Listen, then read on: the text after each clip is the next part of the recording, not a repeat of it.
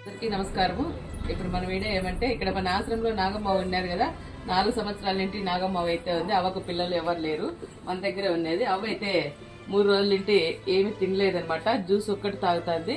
ఇప్పుడు ఆమె పరిస్థితి అయితే ఇలా ఉందనమాట. అంటే మాటలు లేవు, చూపు లేదు. మనం జ్యూస్ తాగితే కొంచెం కొంచెం తాగుతుంది అనమాట. అవ్వా